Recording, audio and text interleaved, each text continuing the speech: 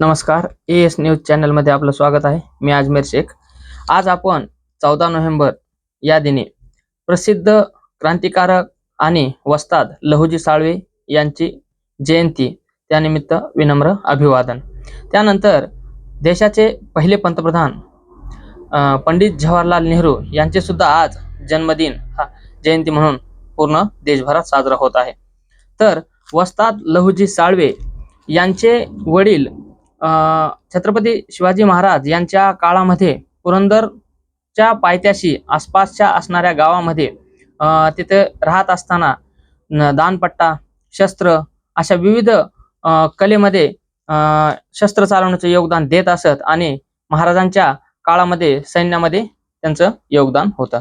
त्यामुळेच वस्ताद लहुजी साळवे यांना लहानपणी शस्त्रविद्याचे धडे घरच्यापासून मिळालेले होते.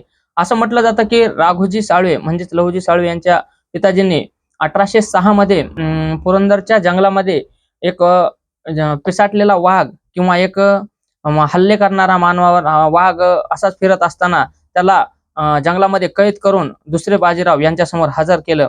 त्यावेळेस त्यांनी त्यांना राऊत ही पदवी दिली आणि असेच दानपट्टा, बंदूकविद्या, त्यानंतर ढाल चालवणे, त्यानंतर नेमबाजी, बंदूक चालवणे असे अनेक कलागुण लहुजी साळवेंना वडिलांपासूनच मिळाले आणि त्यांच्या तालमीमध्ये नंतर भारताच्या क्रांतीमध्ये आणि स्वातंत्र्य लढ्यामध्ये आणि महाराष्ट्राच्या सामाजिक कार्यामध्ये योगदान देणारे असे महान क्रांतिकारक त्यांच्या तालमीमध्ये शिकले. त्यामध्ये महात्मा ज्योतिराव फुले, त्यानंतर लोकमान्य टिळक, त्यानंतर वासुदेव बळवंत फडके ज्यांना आपण महाराष्ट्राचे आद्य क्रांतिकारक म्हणतात, ज्यांनी इंग्रजांच्या विरुद्ध सशस्त्र लढ्याची सुरुवात केली. आणि हे जे लहुजी साळवे होते वस्ताद यांना म्हटलं जातं कारण काही अनेक विद्यार्थी घडवले. या विद्यार्थ्यांनी देशासाठी, समाजासाठी सर्वांगीण विकास करण्यासाठी योगदान दिलं, आपल्या जीवाची बाजी लावली.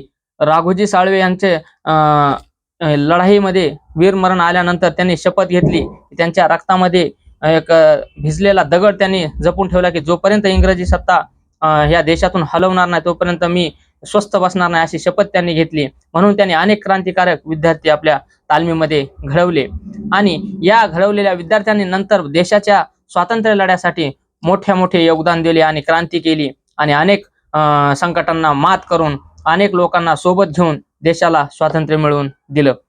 तर दुसरे व्यक्तिमत्व पंडित जवाहरलाल नेहरू यांनी देशाचे पहिले पंतप्रधान म्हणून ज्यावेळेस पदभार स्वीकारला त्यावेळेस आपल्या देशासमोर जागतिक महासत्ता जे होत्या त्या महासत्ता समोर कोणत्या तरी एका बाजूला जाण्याचं खूप मोठं आव्हान होतं. त्याला आपण युनिपोलर वर्ल्ड असं म्हटलं जातं. जसं की एक ध्रुवीय गट आणि दोन ध्रुवीय गट, टू पोलर वर्ल्ड. म्हणजे एक गट होता रशियाचा, त्याला USSR संयुक्त रशिया म्हटलं जात होतं आणि दुसरा गट होता अमेरिका, त्याला मित्र राष्ट्रांचा गट म्हटलं होतं. तर ह्या दोन गटाकडे जाण्याची जे भारताला स्वातंत्र्य मिळाल्यानंतर जाण्याची आवश्यकता होती त्यावेळेस अख्ख्या जगामध्ये किंवा पूर्ण आंतरराष्ट्रीय पातळीवर पंतप्रधान नेहरू यांनी एक महत्वाची कामगिरी आणि भूमिका निभावली. त्या संघटनेचं नाव त्यांनी उभा केलं स्वतः, त्याला म्हणायचं अलिप्ततावाद संघटना किंवा चळवळ, त्याला नॅम म्हणजेच नॉन अलाइनमेंट मुवमेंट ही स्थापना केली. आणि दोन्ही गटाकडे सामील न होता आमची तटस्थ भूमिका राहील.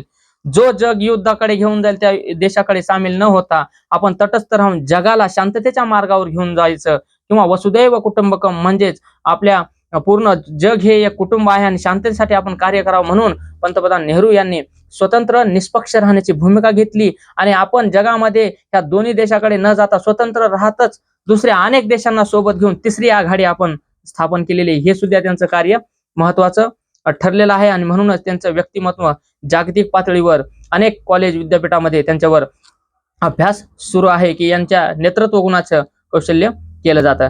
त्यानंतर ज्यावेळेस आपल्याला अर्थव्यवस्थेचं धोरण ठरवायचं होतं, एकीकडे भांडवलवादी अर्थव्यवस्था होती, एकीकडे समाजवादी अर्थव्यवस्था होती. समाजवादी अर्थव्यवस्थेमध्ये क्युबा, रशिया, चायना आणि इकडले मध्य पूर्वेकडले रशियाच्या गटामधले संयुक्त गटामधले अनेक देश होते. आणि दुसरीकडे कॅपिटलिस्ट इकॉनॉमी म्हणजेच भांडवलवादी अर्थव्यवस्था ज्यामध्ये अमेरिकन गटामध्ये विविध देश ज्यामध्ये उद्योगाला प्राधान्य देऊन त्यांचा फक्त देशाचं डेव्हलपमेंट करणं हे त्यांचं धोरण होतं. सामाजिक धोरण त्यांना काही म्हणजे सामाजिक धोरणाकडे दुर्लक्षित होतं. म्हणून ह्या दोन्ही गटाचा समावेश करून पंतप्रधान नेहरू यांनी मिश्र अर्थव्यवस्था मिक्स्ड इकॉनॉमी हे थर्ड एक फंडामेंटल एक इकॉनॉमीचा बेस आपल्या देशासाठी, आपल्या सामाजिक, आपल्या भौगोलिक आणि ऐतिहासिक अर्थव्यवस्थेला आणि सांस्कृतिक धोरणाला योगदान ठरलं असं मिश्र अर्थव्यवस्था आपण निवडली. आणि देशामध्ये मोठमोठे उद्योगासोबतच पहिली पंचवार्षिक योजना 1951 आणि दुसरी पंचवार्षिक योजना यामध्ये कृषी धोरणाला महत्त्व दिलं. आणि पहिल्या योजनेमध्ये उद्योग, डॅम आणि मोठमोठे धरणं आणि औद्योगिक केंद्र उभा केले, जेणेकरून देशाचा मूलभूत विकास होईल.